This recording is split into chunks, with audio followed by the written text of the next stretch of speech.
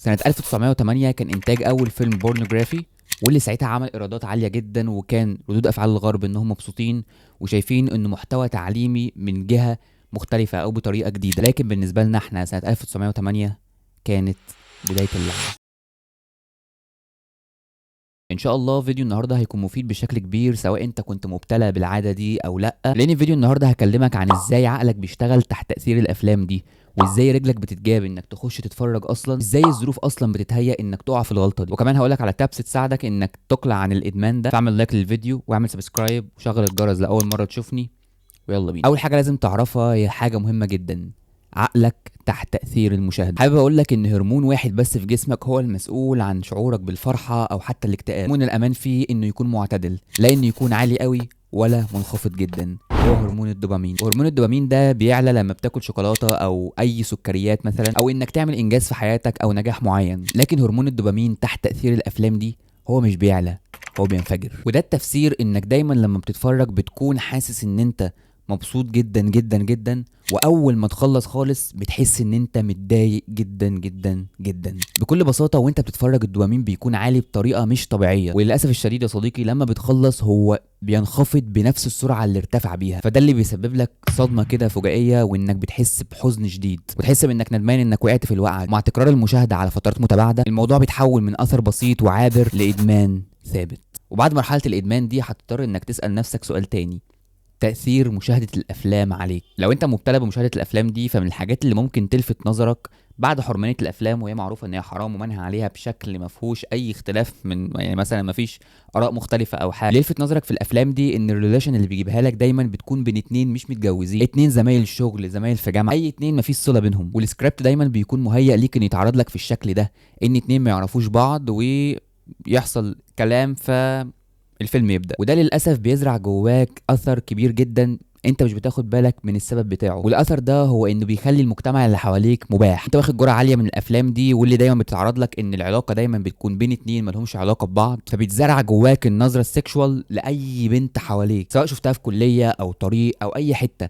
انت النظره دي بقت مباحه بالنسبه لك. كذلك نفس التاثير على البنات، يعني بينزع الفارق اللي بينك وبين الحيوان، وهو التحكم في الشهوات وتقديم العقل على الرغبه. يعني بينزع الصفه اللي ربنا كرمك بيها. وبعد النقطتين اللي اتكلمنا فيهم دول، دلوقتي السؤال الاهم: ازاي رجلك بتتجاب؟ اول حاجه لازم اعرفها لك او افكرك بيها ان احنا اتخلقنا بدرجات متفاوته في كل حاجه، درجات متفاوته في الرزق، في الذكاء، في النجاح، في الايمان، في الصبر، في كل حاجه حواليك. وكذلك رجلك بتتجاب بدرجات متفاوته حسب انت درجه مقاومتك للحاجه اللي بتتعرض لك. الهوك يا صديقي مش شرط يكون حاجه مباشره تثير تفكيرك اتجاه الافلام دي. الهوك ممكن يكون صوره مثلا لبلوجر لبسها مش احسن حاجه، فانت عقلك دايما بيربط انت من قريب كنت شايف الفيلم اللي كان فيه لبس قريب من ده، او اللي كان فيه المظاهر دي، ف تعال نرجع له او نرجع لحاجه شبهه. ممكن يكون مشهد متكريت في فيلم ويتعرض لك برضو بشكل متجمل ان دي العلاقه الرومانسيه والحب، وده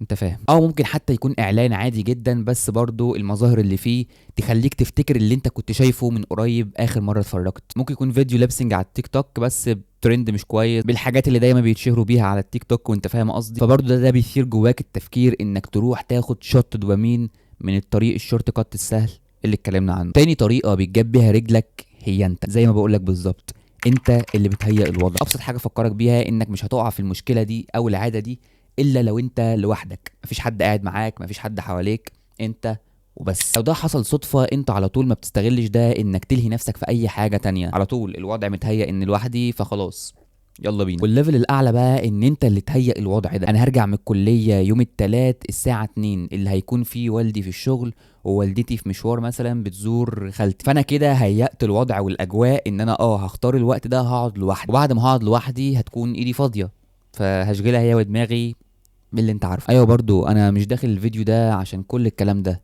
انا عايز اعرف حاجه واحده بس: ايه الحل؟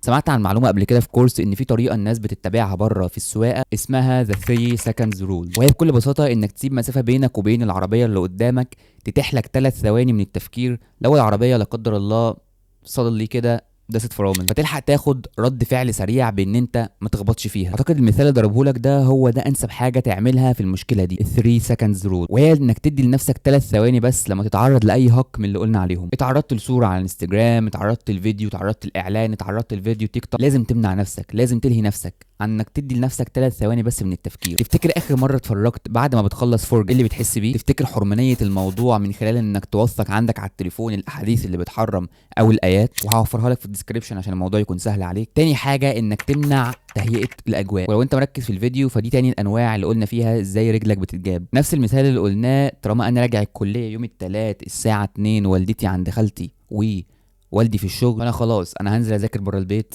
هروح اقعد مع اصحابي، هعمل اي حاجه تخليني ما اقعدش لوحدي. وخلي بالك الموضوع بيبقى مكلكع والصعوبه دي في بدايته لان انت لسه معدلات الدوبامين انت مبوظها، لازم تحط نفسك تحت قيود كبيره كده. لكن لما ربنا يمن عليك بانك تقلع عن الادمان ده، انت مش هتحتاج انك تعمل كل ده، انت ربنا هيمن عليك وهتبقى قاعد لوحدك ومش بتعمل حاجه غلط. بس كل الكلاكيع والعقود دي كده في بدايه التحدي. تالت نقطه ودي اهمهم، انك تشغل فراغك. تشغل فراغك بانك تتعلم مهاره جديده، تنمي لغتك، تتعلم اي حاجه، تتفرج على محتوى مفيد، تتابع بودكاست. واهم نقطه انك ممكن تمارس رياضه، انزل الجيم مثلا، دي حاجه ممكن تخليك اصلا تحل المشكله دي من جذورها. حاجه مهمه جدا وهي الدوكيومنتيشن، انك لازم دايما تكتب ورقه توصف فيها اخر مره اتفرجت وانت حاسس بايه. او ممكن تعمل حاجه بليفل اعلى، انك تصور نفسك وانت زعلان وقتها عشان كل ما تيجي تقع تفتكر تاني. وكمان تكتب على الصوره دي تاريخ اخر مره اتفرجت فيها، لانك لو ربنا من عليك وقعدت مده كبيره جدا ما تتفرجش وجيت مره وقعت يعني وحبيت انك تتفرج، هتروح تبص على التاريخ هتلاقي ان الفتره دي كبيره جدا فهتستحرم انك تكسرها. واهم من كل ده انك تعزم النيه وتستخدم واحد من اهم الاسلحه